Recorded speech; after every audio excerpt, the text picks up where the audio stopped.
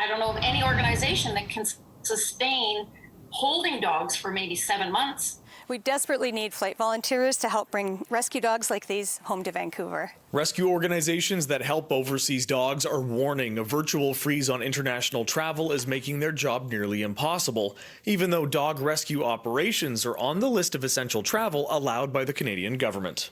Oh, well, COVID has really detrimentally affected us because it's the only way that we can get dogs here is with flight volunteers. So because of the reduction in flights, we aren't able to get as many dogs here. And so we have so many dogs waiting overseas with adopters here that are waiting for their dogs. And the only way that we can get them here is with a flight volunteer. All the international dogs that we're involved with the rescue groups are desperate to get the dogs out. Meanwhile, Susan Patterson, founder at Thank Dog I Am Out Dog Rescue Society, says they've had the same problem. So much so, they've had to pivot to local charitable efforts while international travel remains problematic. I got an email from someone in particular who had been in the film industry and had just rescued a dog from somewhere in the fall, a young person, and they asked if we had any food that they could have because they had been out of work. And so it just sort of dawned on me, well, okay, we're not doing anything, but we need to do something. She says the group is now continuing to fundraise to help those financially impacted by COVID with dog-related expenses like food.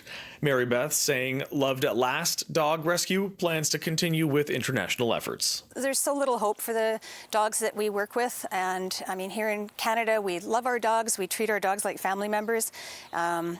And we have so many people that want to adopt rescue dogs. They know the benefits of and the rewards of adopting rescue dogs. And so we try to help those dogs where there's no hope except for getting them to Canada and giving them a better life. Now, the dogs you see here are all rescues. This one in particular is new. She's named Jojo. She is a little street dog from Shanghai. She was literally picked up off the streets. She was taken to the Shanghai Animal Rescue, and she was given some much needed medical attention. And she's now here with me in foster, and she's just learning about life in Canada.